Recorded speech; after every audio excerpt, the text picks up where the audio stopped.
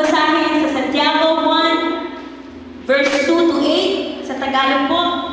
Mga kapatid, mag-alala kayo kapag kayo dumaranas ng iba't ibang uri ng pagsubok. Dapat ninyong malaman na napapatatag ang ating pananampalataya sa pamamagitan ng mga pagsubok na ito. At dapat kayo magpakatatag hanggang wakas upang kayo maging ganap at walang pagkukulang. Ngunit kung ang sino man sa inyo ay kulang sa karunungan, humingi siya sa Diyos at siya'y bibigyan. Sapagkat ang Diyos ay nagbibigay ng sagana at di nanunumbat. Subalit, ang humihingi ay dapat magtiwala sa Diyos at huwag mag-alinlangan. Sapagkat ang nag-aalinlangan ay parang alon sa dagat ay tinataboy ng hangin kahit saan. Huwag umasang tatanggap ng anuman mula sa Panginoon ang taong pabago-bago ng isip at di alam kung ano talaga ang nais niya. God, we thank you, Lord, for this word, Panginoon, that we consider your joy, Panginoon, once we face trials, Lord, in this earth, Panginoon. God, we glorify you, Panginoon, tunay nga, Lord, ang salita, Panginoon, ay buhay, Lord. At, Panginoon, hindi nagbabago, Panginoon. Kung ano pa nga po noon, Lord, ay siyang tutupanin mo, Panginoon, hanggang sa ngayon, Lord Jesus. Kaya, Panginoon, we remove every doubt, Lord. Yes, Lord. Pagiging double-minded, Panginoon, God, we cast away, Panginoon. And God, we know, we believe what's true, what is written, Panginoon, that we have peace sa iyo, Panginoon. We have healing from you, Lord Jesus. Hallelujah, hallelujah. Glorify the church. Come on! Hallelujah. Hallelujah. Are you excited to worship our God today?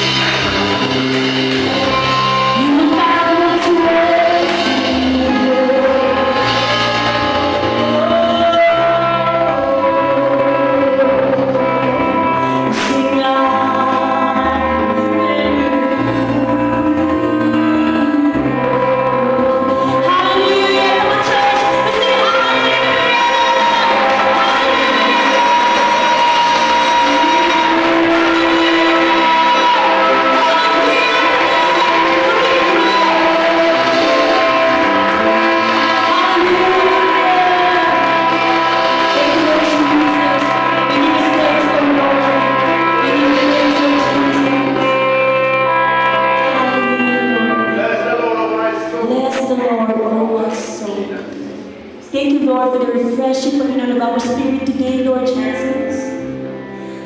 Continue, Panginoon, help us, Lord, to abide in you, Panginoon. All that we do, Lord, I pray that it will give you praise, Panginoon. All that we speak, Lord, will give you praise, Panginoon. I pray, Lord Jesus, today, Lord. May you bind us, Panginoon, in one accord, Lord, to live your purpose, Panginoon, sa buhay ng bawat isa, Panginoon. To live by faith and not by sight, Lord Jesus. You deserve it all, Panginoon. All the glory, adoration, Panginoon. All the praises, applause, Panginoon, belongs to you, Lord Jesus. Hallelujah, hallelujah. Praise the church. Tayo po'y manalangin. Aming Diyos, buksan mo po ang aming puso sa pag-aaral nito ng iyong salita.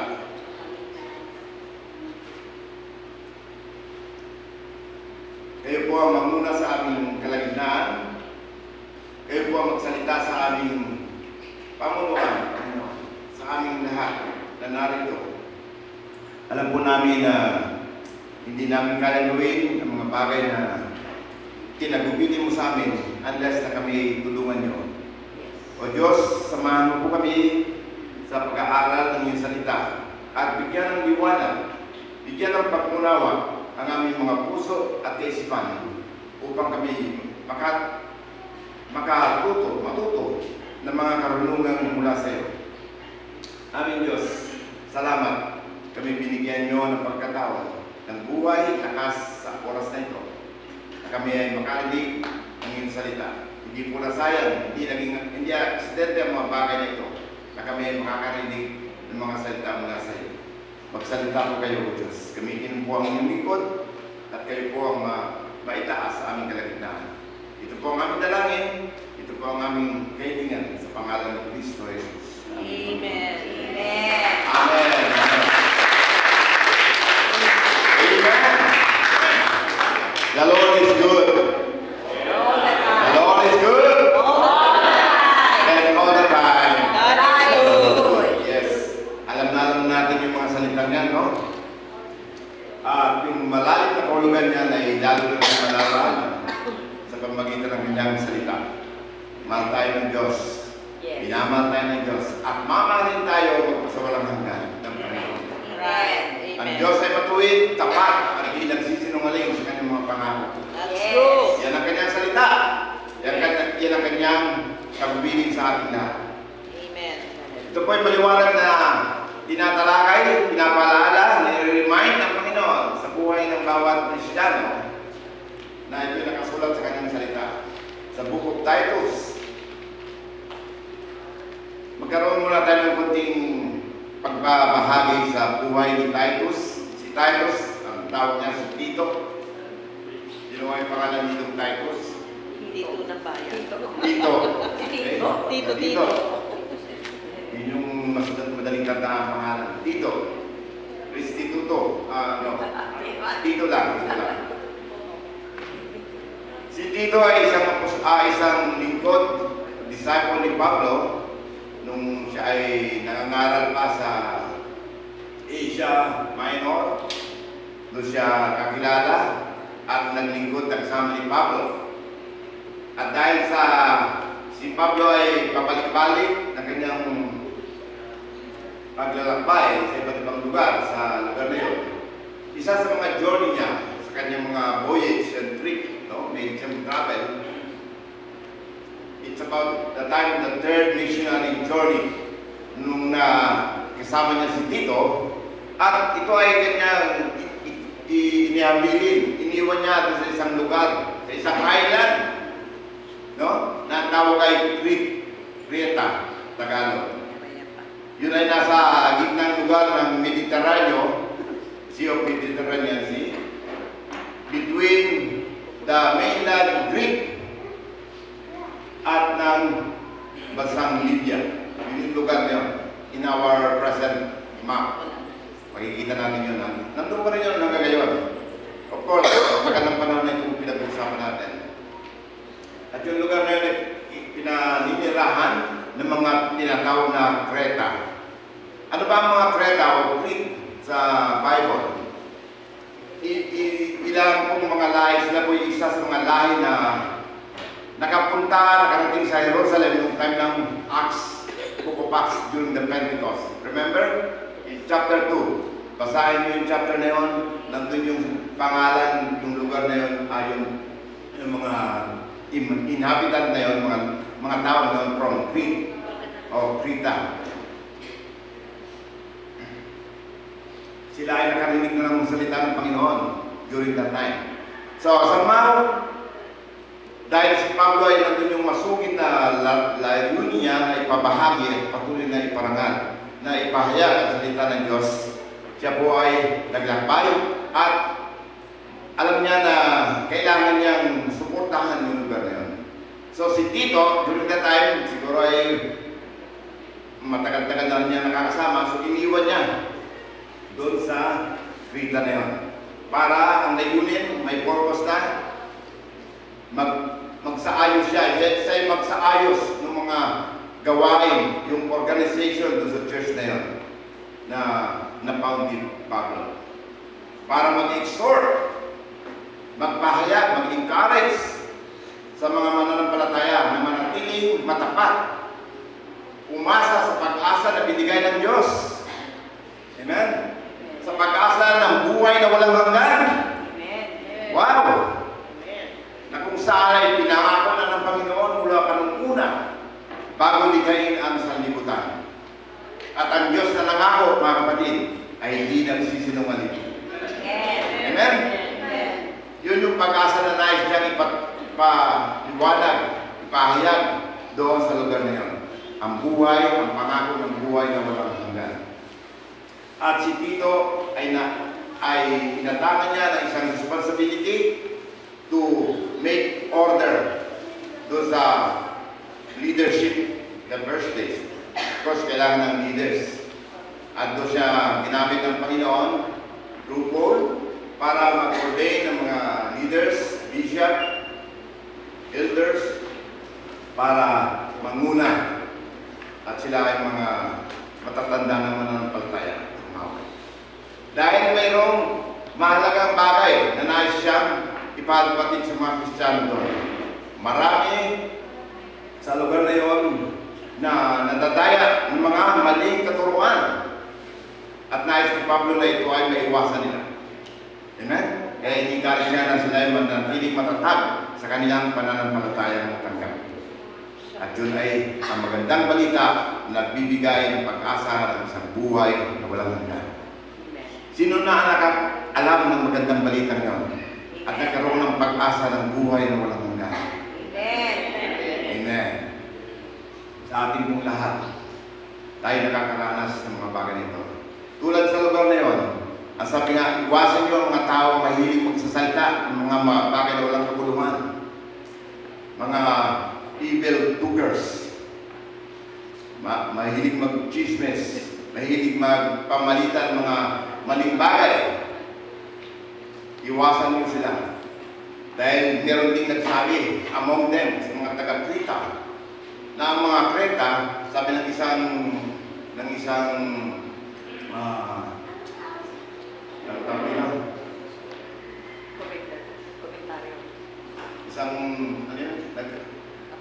nagsasalita mga propeta. Sorry for that. Isang propeta, nagpapahayag ng mga bagay tungkol sa mga tao doon. Tunay nga ang mga tao to ay, ano sabi? Sila ay mga liars, mga evil doers, mga mali yung kanilang ginagawa, matatamad, batugan, puro mga negatibo at matakaw. Yung po yung kaugalian ng mga tao doon sa Kreta. Walang maganda. Pero binago si Tito doon. Wow! May edad ako dito mamaya. Si Lord ang nagdala, siya ang mag-a-accomplish ng lahat ng bagay. Amen? Tayo ay ginagamit ng Panginoon. So, matuto tayo sa mga bagay na tinuturo ng Panginoon through Paul sa buhay ni Tito. Tingnan po natin ang mga salitang ito. Ano ba ang sinasabing mabuting kaisipan. Sound mind. Para sa atin, ano ang sound mind? Ano yung malinis na isip? Maayos na isip. Okay, ito yung mga ilang mga definition. Capable of operational thought and decision making. Unimpaired by mental illness. Intelligent, right-minded, steady, well, and logical. Ang ibig sabihin nun, ito yung tinatawag na sound mind, yung may mabuting malinis na kaisipan, may maayos na pag-iisip. Amen? Yes. Lahat ba tayo may ganoong kaisipan? O ayaw natin ng isa sa mga negatibo doon, yung malilimutin. Ayaw natin ng tinatawag na nagkakaroon tayo ng maling kaisipan sa mga bagay na nalalaman natin. So, sa pamagitan ng sound mind, tayo nagkakaroon ng logical thinking, understanding, and knowing the truth from the evil one. Ano naman yung sound church? Kasi itong lahat na tayo ibahagi, sound mind. Sound mind, mga tao sa iglesia. Ano naman ang sound church? Of course, siya yung mga kabilang sa iglesia. A code of one. As I've done, sound church is a local group of Christians. For example, the Church of Zion, local church of group of Christians who strive to be faithful in every command of God regarding every aspect of their lives. Amen? Tayo daw yung mga Kristiyano na nagnanais, nag-i-strive, nagpupursige na maging matapat sa lahat ng mga inuutos ng Panginoon regarding sa magandang buhay para sa ating lahat. Amen? Tayo ba ay kabilang doon? Amen. Sa Sound Church Amen. na ating pinupuntahan every Sunday? O baka naman tayo ay kabilang lang sa isang religion? So dito natin makikita na ang church ay kakaiba.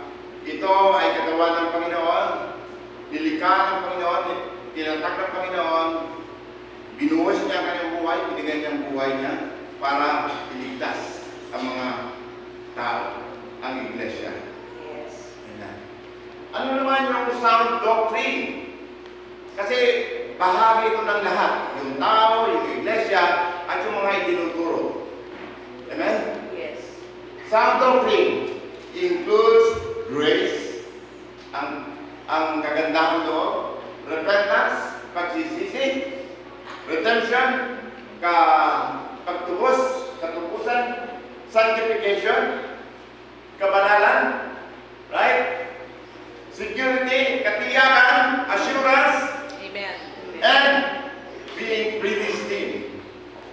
Sabi nga, bago pa man nalikha ang ligayin ng sanlibutan, tayo ay tinawag ng Panginoon. Naniniwala ba tayo doon? Amen. Na ikaw at ako, tayo lahat ay tinawag.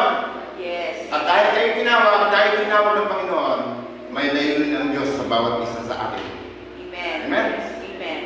So, nais nating mapakinggan si Pablo sa pamagitan ni Tito, kanyang sulat kay Tito, ang mga bagay na kailangan natin matutunan sa loob ng iglesia, sa loob ng ating tahanan mismo, sa buhay natin, personally. Amen? Yes. At yan po yung nais natin pag-aralan sa umaga ito. So, ano sinasabi sa text ng Titus chapter 2, verse 1 to 15? Isa-isayin natin. Instruction on godly living. Gusto natin maging maka-Diyos, ngunit hindi panlabas. Kundi kailangan natin yung pagiging maka-Diyos, pagkilala sa Diyos mula sa ating puso, sa loob ng ating buhay, patungo sa labas na makikita ng iba. Amen? Dahil tayo sinilang, tayo yung muling na born again, muling ipinanganak sa isang bagong buhay na magpapakilala kung sino ang ating pinanampalatayanan. Yan po ang ating Diyos. Ito po ay makikita natin sa mga salita niya.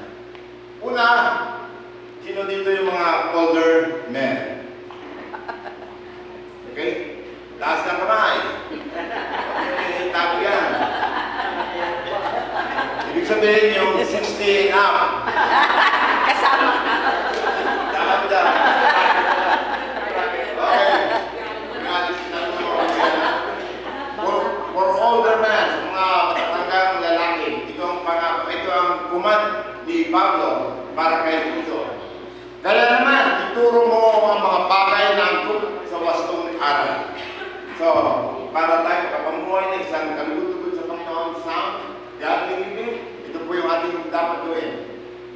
Ituro natin ang mga wastong bagay na angkop sa wastong aral ng Diyos. Sabihin mo sa mga nakatatandang lalaki na sila'y maging mapagpigil sa sarili. Mapagpigil, hindi pa bigla-bigla. Nagko-control sa kanilang mga sinasabi, iniisip, especially sa ginagawa. Marangal. Marangal. May karangalan pa ba mga lalaki ngayon? Kala natin yung babae lang nawawalan ng karangalan kapag may mga negatibo tayong kaisipan. Pero ang lalaki, ang karangalan ay dapat laging mataas. Amen? At ang matatanda, lalo na, matagal na sila sa buhay, ang buhay nila. Dapat sila patuloy na magiging marangal. Marangal, makatuwiran. Makatuwiran, righteous. At matatag sa pananampalataya, sa pag-ibig at sa pagtitiis. Yan po yung katangian na dapat nating ipalala sa mga nakatatanda. Magtiis ka. Napakagandang bagay, di ba? Tinuturo sa atin para tayo mamuhay na maging maayos, angkop sa magandang aral ng Diyos. Of course, yan yung isa sa mga sector na meron tayo, mga matatanda. Dato sa medyo ilan lang. Pero kung tayo ay kabilang dito, tayo po ay maging ikarangal natin na tayo kabilang dito. Dahil may layunin ang Diyos sa buhay mo, sa buhay ko. Amen? Yes. How about sa mga matatandang babae? Tingnan natin ang kasunod. The older woman. Mataas din ang kamay. Taas din po ang kamay. Mga older, mas marami siya eh. Older woman. Taas na. Hindi ako eh. Okay. Sabihin mo sa mga nakatatandang babae, tandaan niyo ito mabuti ang nakakasunod dito ha. Sabihin mo sa mga nakatatandang babae na sila'y mamuhay na may kabanalan. Holiness. Ay pamumuhay ba natin ng kabanalan sa buhay nito? Huwag mapalirang puri. Maninirang kayo. Mapalirang puri. Maninirang puri. Huwag magmarites. Sa mga kapitbahay, sa mga kaibigan, sa iglesia. Diba? Minsan, tinatawanan natin yung salitang yan. Marites. Nakakalungkot din itong kaibigan at kakilala ng klase pa. Ganun ang pangalan. Pero ngayon ko lang nalaman yan kung narinig ko na yung mga salitang yan. Pero hindi ko lang maganda. Pero hindi ko lang alam mo. At huwag malulunong sa alak. Bakit sa babae sinabi? Babae sa natin ito. Hindi sa lalaki. Hindi ko alam kung bakit. Pero may layunin. Mga babae, mga matatandang babae, huwag na kayo malulong sa alak. Hindi magandang malulong kayo sa espiritu. Amen? Yes. Kung ano man ang ibig sabihin niya, nabahan niyo ng mabuti. Huwag tayo malulong, huwag kayo maging addicted sa wine, sa mga nakakalasing. Dahil ito, kundi magturo kayo ng mabuti. So, hindi ang good example, hindi mabuting pagtotoo. Upang maakay nila ang mga kabataang babae. Yan ang purpose. Para maakay mga kabataang babae. O kami akayin. Ang kanilang mga asawa, mali ang kanilang asawa, At mga anak. at mga anak. Iyon yung layunin para maging halimbawa kayo sa inyong mga anak na babae, especially, para mahalin yung kanilang mga asawa at mga anak. Isa pa, meron pa mga kabilin daw. Next. Oh. Common. Okay na yun. Tapos na pala yun. So, tandaan nyo, ulitin nga natin yung Eh bakit i-delete?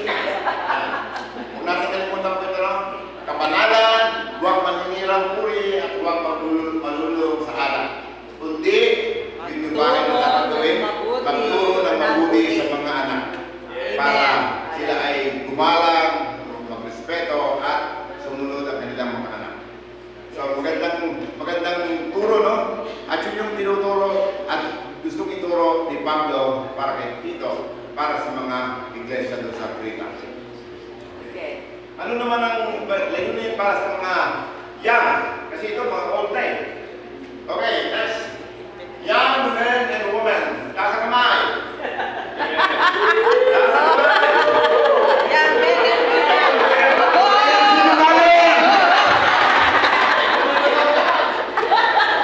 Kami nagtabi. Sabi po 60 below. 60 Sa sabi lang sa mo, kayo magsisi na rin. Kayo maging great niya. Kasi ang great yan. Yun ang tawag sa kanila eh. 60 below. Sorry. 60 below. Okay. Young women and men. Yes. Mga kabataan ito ay kailangan din puruan na maging makapira. Righteous pa rin. Righteousness. Malinis ang isipan. Of course, masipag sa gawain bahay. Ayan. Okay, mga kabataan, tumulong sa mga magulang. Yes, tumulong. Huwag yung kain na. Tumulong magtrabaho. Magbatak ng katawan. Yes. Maging mabait. Yes. Okay. Even yung pagtulong sa gawain bahay, pagbuhugas sa bigan. Hindi porke lalaki, hindi ka nang pagbuhugas. Huwag kang kumain. Maging mabait at masunuri sa kanilang mga asawa. Okay, may asawa na. Pakiulit po yan. Maging mabait at masunuri sa kanilang asawa. Yan. Okay, maging mabait sa kanilang asawa. Maging mabait, masunuri sa kanilang asawa. Maging mabait, masunuri sa kanilang asawa. Parang naulit na Amen. upang walang masabi ang sisuman laban sa salita ng Diyos dahil nanggaling sa kanila. Of course, ang salita ng Diyos ang ating parang guide, Pasihan. basihan sa lahat ng ating mga ginagawa, sinasalita, sinasabi. At yung ating mga bagay yan, ang mga ginagawa niyan ay makikita sa loob ng tahanan, sa loob ng mga kabataan, sa buhay ng mga kabataan, babae man o lalaki. Amen? So napaganda. Turuan mo rin ang mga kabataan lalaki na maging mapagpigil sa sarili. Okay, mga kabataan lalaki. Ulit na. Mga kabataan lalaki. Turuan ang mga kabataan lalaki na maging mapagpigil sa sarili. Hindi pa bigla-bigla. Iba-iba ng nobya. Palit-palit ng nobya.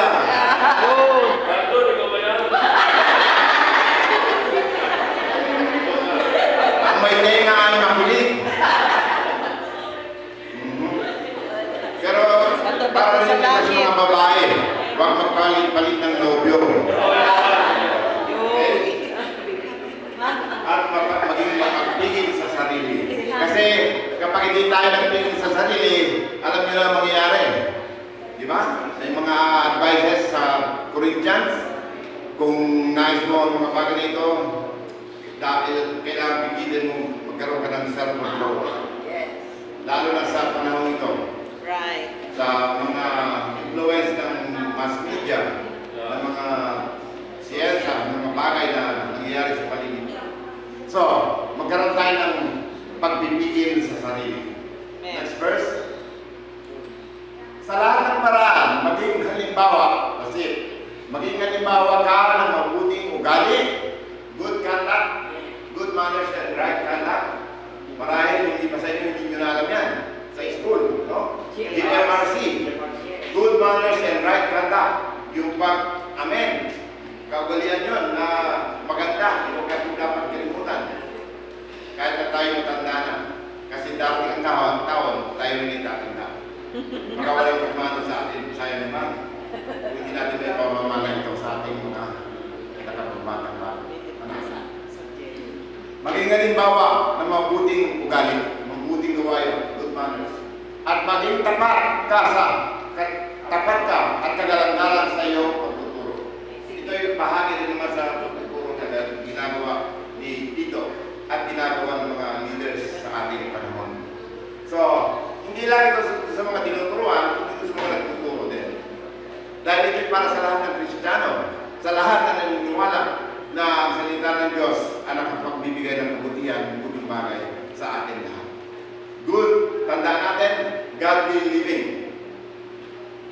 yung mga bagay na tinuturo ng salita ng Diyos. Nararapat na pananalita ang lagi mong gamitin upang hindi mapintasan ni naman ang mga sinasabi mo.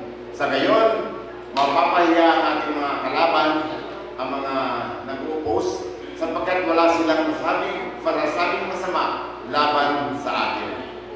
Amen? Amen. Okay, ano ang isa pang grupo? Mga bond servant. Sino dito ang mga bond servant? Bond servant. Hindi ko alam kung ano ibig sabihin ng bond servant. Ito yung nagtalaga ng buhay para sumunod sa Panginoon. Pero in the practical, yung bond servant, during the Old Testament, during the time of Paul, ito yung mga alipin. Pero sa panahon ngayon, praise God, wala ng mga alipin na tinatawag. Pero meron mga workers. Amen. May mga nagtatrabaho. May mga empleyado, right? Yes. Yung po yung tinutukoy doon, mga bond servant. Dahil sila ay naglilingkod sa tao, pero naniniwala sila ang paglilingkod na yun ay dapat nilang gawin na paglilingkod sa Diyos. Paano ang dapat nilang gawin? Turuan mo ang mga alipin. So ang mga empleyado, sabihin natin doon, palitan natin sa salitang alipin, empleyado, mga workers, na maging masunurin at kalugod-lugod sa kanilang mga employers, mga amo, mga boss. Hindi nila dapat sagot-sagutin ang mga ito. Hello? Meron ba tayong mga bagay na ginagawa ng mga boss na maybe hindi harapan, baka patalikod. Lalong matindi yun, no? Dahil sabi nga, nakikita naman ni Lord ang lahat ng bagay. Walang maitatago sa Kanya. So, yun po yung importanteng bagay na matutunan namin lahat at may turo sa mga bata o sa mga tao, sa mga membro ng iglesia. Maging masunurin at kalugod-lugod sa kanilang mga amo. Hindi nila dapat sagot-sagutin ang mga ito. Nikupitan man! Oh. Wow! Bawal kupitan. Huwag kayong magkupit! Actually, sa salitang mas literal na, huwag kayong magnakaw. Right. Huwag kayong magnakaw. Paano natin nanakawan ng ating mga employer? Oras. Oras, pandaraya, dun sa nagpapalate lagi, tapos ang lahat ng agang umuwi. Bad paper. Yung pag-replenish ng mga binigay na allowance, supplies, ginagamit sa bahay, salit na doon na sa office, pinapayaran pa kung saan-saan mga bagay na pag-aari ng opisina. Yung po ay larawan noong bagay na hindi matuwid at dapat maturuan ang bawat isa. So I hope wala dito nun. Yes, wala. I hope wala dito nun. Amen. I hope wala dito nun. Amen. Amen po sa mga employees. Dahil kayo ay pagpapalain ng Diyos. Kung tayo ay sumusunod sa mabuting layunin ng ating Diyos sa ating buhay. Ano yan? Dapat sila. Dapat silang maging tapat sa lahat ng pagkakataon. So, maging tapat, faithful, upang may makita nila sa lahat nilang ginagawa ang kagandahan ng katuruan ng Diyos na ating pagligtas. So, yun po ang layunin ng bawat isa sa atin. Ang may pakita ang kabutihan ng Diyos na siyang nagbigay sa atin ng kabutihan sa puso. Binago yung ating maruming puso. Lahat tayo ay may ganong kalagayan before. Kung tayo nakakilala sa Panginoon. Walang itatanggi. Walang may makapagtatanggi. Ang Diyos ay hindi nagsisinungaling. Alam niya ang lahat ng bagay. Amen? Amen. So, kung tayo ay nagtitiwala sa mga salita na yun ng Panginoon, tayo po'y maniwala. At dapat natin sundin yung dapat at matuwid. So, ang pinakalayunin nito para sa kagandahan ng katuruan ng Diyos mula na ating tagapagligtas ay tunay na maparangalan natin sa kanyang mga salita niya. Napakagandang mga paalala. At ito'y pinaalala ni Pablo kay Tito at para ipaalala ni Tito sa mga taga-Afrika. Ang mga Krita tulad ng taong sinungaling, asal hayop, yun ang sinasabi ng Biblia, hindi ko sinasabi yun. Matakaw at matugal. Tamad. Walang ginagawa. So, puro negatibo yung nakita natin doon sa mga kaugalian. Subalit alam po natin na ang lugar na yun ay lugar na kung saan sa umpisa pa lang nakarinig ng mga mensahe ng Diyos. Sabi nga doon sa Acts chapter 2, kung mababasahin natin, and they see the wonderful works of the Lord through the apostle. Nung una nilang marinig yung napakaraming mga iba't ibang lingwahe na hindi nila maunawaan kung ano ang kulang. Yun yung panahon ng Pentecostes. At dahil doon, nagkaroon sila ng sincerity na unawain. Subalit sa kabila ng mga taong nasa paligid nila, kung saan ay nagtuturo ng mga maling katuruan, yun yung palaala na nais na gawin ni Paul, ni Pablo, sa mga Kristiyano ito. At tayo marahil ay kabilang sa ganong mga tao na may pag-ugali, tulad ng mga nabanggit na. Ang lahat ito po ay pag-aaral, pagtuturo para sa ating kabutihan, ikabubuti. Para sa mga bagay na tayo ay lalakad sa katuwiran, sa kaayusan at kabanalan sa harap ng Diyos. Dahil ano ang layunin ng Diyos? Para sa iyo maparangalan at mapupurihan.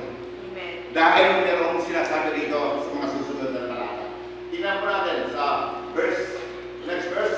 Sapagkat nahayag na ang kagandahan loob ng Diyos na nagdudulot ng kaligtasan sa lahat ng tao. Nahayag na ba? Amen. Ang kagandahan loob ng Diyos? Yes. Yes, 2,000 years ago, when Christ died on the cross. Siya ay namatay para bigyan tayo ng biyaya ng buhay at ng kaligtasan ng buhay na walang hanggan. At yun yung pangako na ini-insist ni Pablo na maging pag-asa nyo sa inyong buhay sa panahon ito. Sa panahon nila, 2,000 years ago, at sa ating panahon ngayon.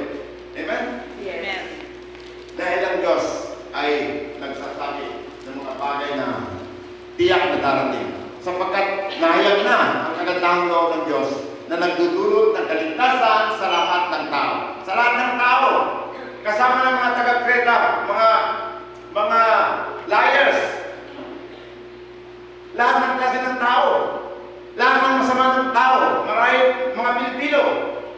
Kabilang doon. Mga matangaw. In terms of greediness. Ng lahat ng mga bagay. Material man o physical, whatever. At tamad. Walang ginagawa. Walang pakialam. Mga bagay na ginagawa ng tao, nakikita natin sa ating paligid. At marahil pagka tayo ganun din, ito'y palaala sa ating lahat. Amen? So huwag natin sabihin, ay para sa kaya niyan, kasi ganun siya. Ay baka ikaw ganun din. Ang mga salita ng Diyos ay matalim at matalas sa sino man naniniwala na ito ay handang magbago sa kanya, magbigay ng pagbabago sa kanyang buhay. Ito ang sabi sa verse 12, ito ang nagtuturo sa atin, yung kagandahan ng Diyos, ito ang nagtuturo sa atin na talikuran ang makamundong pamumuhay at damdaming makalaman. Yun yung mga bagay na nabanggit natin kanila. Yung lahat ng mga hindi magagandang bagay, mga makamundo at makalamang bagay. At mamuhay tayo sa daigdig na ito nang may pagpipigil sa sarili, matuwid at karapat-dapat sa Diyos. Amen? Yan po yung layunin ng salita ng Diyos. Yan yung layunin ni Pablo at yan yung tinuturo ni Tito. Yan yung pinag-aaralan natin. Amen? Ito po sa ating lahat, sa ating panahon. Dahil ito ay tuturo para kilalanin natin kanino nang galing ang ganda at nagmula ang kagandahang loob na yun sa Diyos. Amen. Sa pamagitan ng kanyang ginawa na binigay niya ang kanyang bugtong na anak na si Jesus. Yun yung kagandahang loob ng Diyos sa atin. Na dumating na at yun ang magtuturo sa atin sa kabutihan at sa mga bagay na mabuting pamumuhay na dapat natin sa buhay sa Kasama na yung pagpipigil sa sarili, pagiging matuwid, at magiging karapat-dapat sa Diyos. Yan po yung layunin ng magandang balita. Yan po yung layunin ng kagandahan loob ng Diyos sa buhay natin. Ang kagandahan loob ng Diyos, tinanggap natin, ay hindi para tayo maging magpatuloy sa kasamaang kasalanan, kundi makita natin kung gaano kabuti ang Diyos na nagmahal sa atin. Sa kabila na tayo hindi karapat-dapat, tayo ay kanyang tinanggap, minamahal, at binigyan ng pagkakataon na makaranas ng buhay na walang hanggan. Right. Amen. At yun ay sa pamagitan ng kanyang anak na si Jesus. Ginawa niya ang lahat sa cross. Siya ang naghirap, nagdusa, namatay, subalit hindi siya nanatili doon. Siya ay nagbangon. At yun po ang katiyakan. Yun yung sinasabi ko na katiyakan, the sound mind, the sound doctrine. Yung katiyakan na siya ay babalik, na siya ay muling babalik para tayo ay magkaroon ng buhay. Okay, sa next verse. Habang hinihintay natin ang pagpapalang, ang pinagpalang araw na ito, na ating inaasahan, ito ang araw na mahayag ang kaluwalhatian ng ating dakilang Diyos at tagapagligtas na si Jesu Cristo.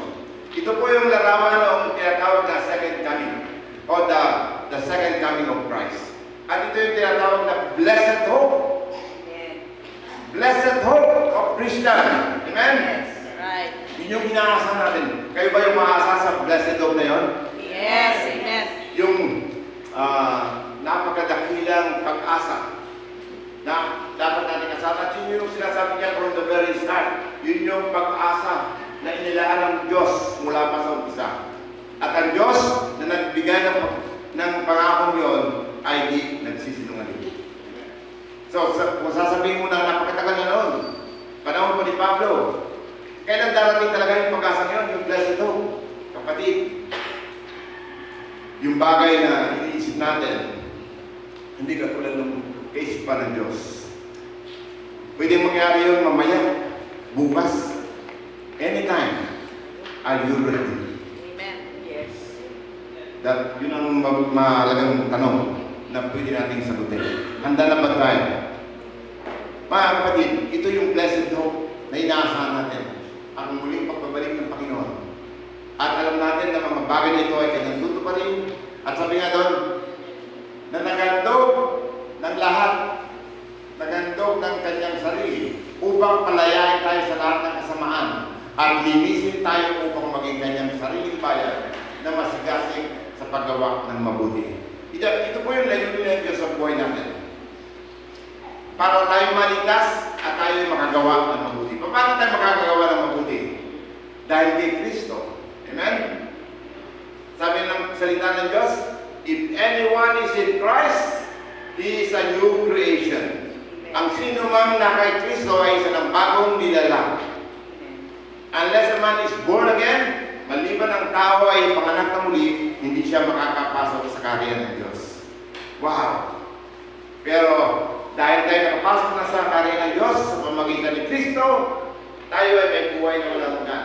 At sabi nga doon, ang nakipag-isa na kay Kristo ay may buhay, ang lahat ng kanyang mga lumang mga gawa, ugali, pag-iisip, ay binago na ng Panginoon. Amen? At yun yung dapat natin saliksikin sa ating sarili. Ako ba ay binago ng Panginoon? Ako ba ay nabago na? At ako ba ay nagbabago sa mga bagay na ating nasanayan? Yes! Dahil ang Diyos ay totoo sa kanyang mga salita. If anyone is in Christ, he is a new creation. All things have passed away. Behold, new things has come. Amen. Wow. That's a great privilege, a great blessing. At yun ay dahil sa kagandahan loob ng Diyos na binigay sa atin. Ano ang purpose? Para tayo magagawa ng mabuti. Ang ating kaligtasan ay hindi sa pamamagitan ng mabuting gawa. Take note this. Right? Hindi sa pamamagitan ng mabuting gawa.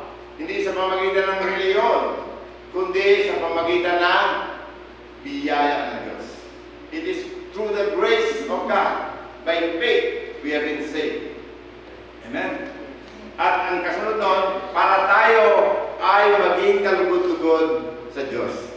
At yung ating mga ginagawa ay maging ayon sa Kanyang kalooban. Dahil from the very start, yun ang layunin ng Diyos, na tayo maging mabuti, na tayo makagawa ng mabuti sa ating kapwa, para sa ating sarili, para sa Diyos. Amen? Amen. Yan po yung napakahalagang mensahe na sinasabi sa Book of Titus. At yan yung dapat mong ituro, Titus, sa mga tao hindi naniniwala, mga sinungaling, mga batugan, mga masasama ang kanilang ginagawa. Lahat tayo ay kabilang doon sa mga kagaya ng tao yun, sa mga taga-kita. Sabi nga, yung mga kita na yun, nagsasabing sila yung mga Diyos, ang mga nakakakilala sa Diyos, subalit hindi naman nakikita ang mga mabuting gawa sa kanila. At yun yung magpapahayag na kailangan nating makita. Na ang buhay Kristiyano ay buhay na binago ni Kristo.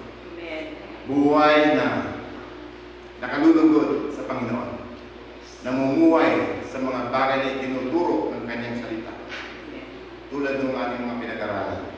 Maging ikaw man ay matandang babae, matandang lalaki, nakababatang lalaki o babae, o ikaw ay isang alipin, isang manggagawa, isang karaniwang tao, ikaw ay magiging kalugod-lugod sa Diyos kung ginagawa mo yung mga bagay na tinuturo at iniutos niya para sa Kanyang karangalan.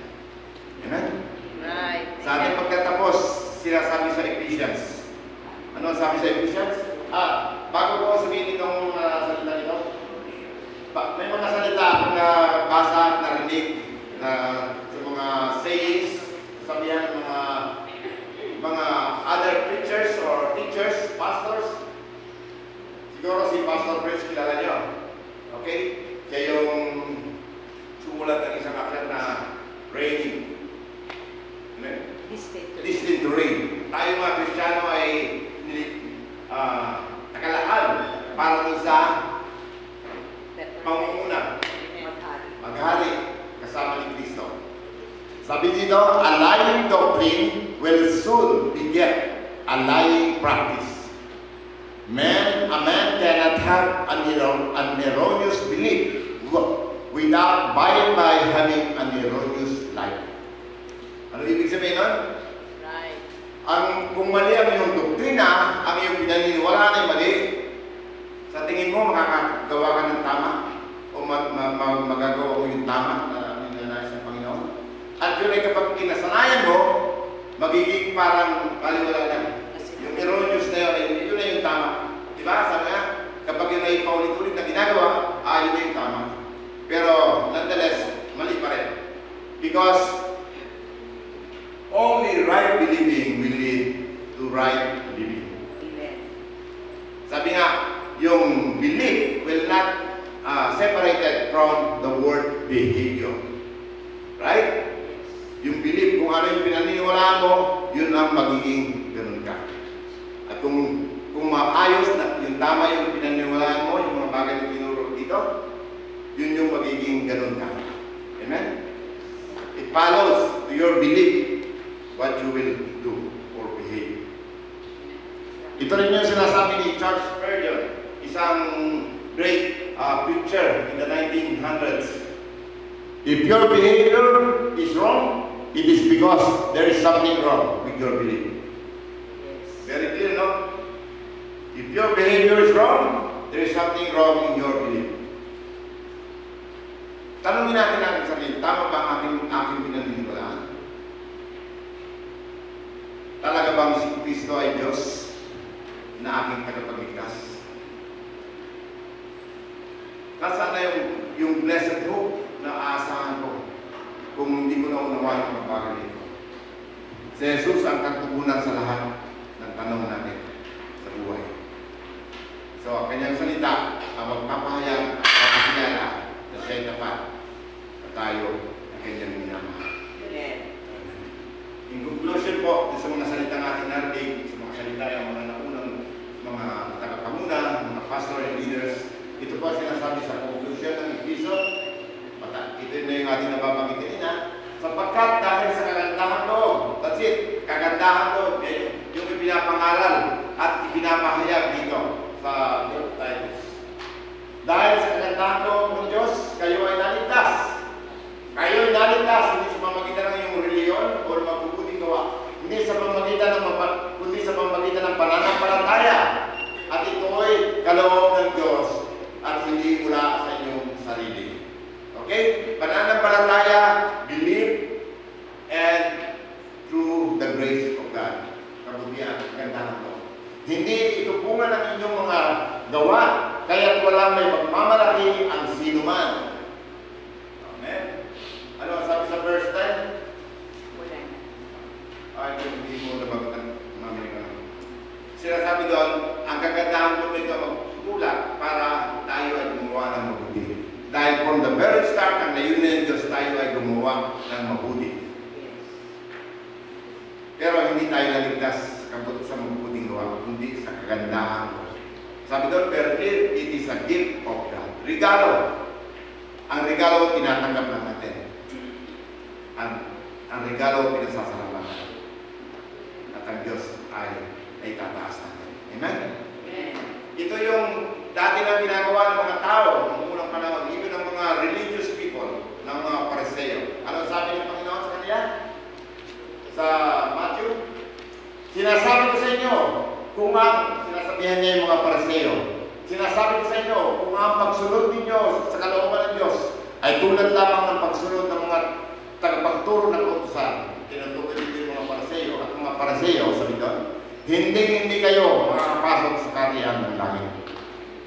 Ang sa English dito, sabi doon, unless your righteousness exceed the righteousness of the Pharisee during the time of Jesus. Maliban, ibig sabihin, kailangan lagpasan yung katuwiran, yung pagiging matuwid ng mga Pariseo during the time kung gustong maligtas sa pamagitan ng ang problema, hindi natin kaya. But praise God, somebody does it for us. The Lord Himself. He gave His only begotten Son. That whosoever believe on Jesus Christ will have eternal life.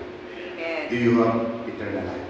Amen. Continue to live a godly life for the glory of His Son, Jesus Christ. Amen. The Lord is gracious. The Lord is faithful to you. He never lies. Amen? Amen. Thank you, Jesus. Hallelujah. Tayo po'y manalangin. Aming Diyos, salamat sa iyong salita na pinangalanan mo sa pamagitan ng mga salita na tinuro mo kay Pablo to Tito, a letter for Tito, na larawan din, Lord, ng sulat mo para sa amin lahat. That's why ito ay sinulat mo sa iyong Biblia, sa iyong salita, na hanggang sa aming panahon, Lord, Panginoon, ay naunawa namin, nababasa namin, napapag-aralan. At ito ay nagbibigay ng mabuting aral, mabuting ugali sa buhay na dapat namin lakaran sa kabila at sa gitna ng magulo at madilim na mundong ito. Salamat po, Diyos, dahil may pag-asa, may liwanag na ibinibigay ka sa gitna ng kadiliman ng buhay ng tao. Yes, Lord. Even sa kalagitnaan ng aming mga kamalian, pagsisinungaling, pagkawalan ng pagpipigil sa sarili. Mga bagay, Lord, na ninanais ang aming mga pansariling mga naisip lamang. Lord, meron kang tinalaga para makilala mo ang nawa namin ng mga bagay ito. At nawa, Lord, sa oras na ito, sa bawat isang nakarinig at nakaunawa ng mga salita mo na aming pinag-aralan, mangusap ka po sa buhay ng bawat isa. Amen. Mangusap ka sa kanilang puso't isipan. Give them a sound mind, sound understanding, Hallelujah. for the sound doctrine, for the sound church, na kami maging kabilang sa isang maayos at kalugod-lugod na iglesia na natututo at namumuhay sa isang mabuti at banal na pamumuhay. At godly living in Christ. Lord, maraming salamat. Hindi po namin kaya ito, subalit sa tulong at biyaya na binigay mo sa amin at sa tulong ng Banal na Espiritu, samahan mo kaming lumakad na matuwid hanggang sa iyong muling pagbabalik. Samahan mo po kami upang matagpuan at maranasan namin ang iyong dakilang pag-asa na itinakda Lord kahit sa tamang oras, tamang panahon, according to your word. Thank you, Lord. We give all the glory and all the praises to your name. Amen.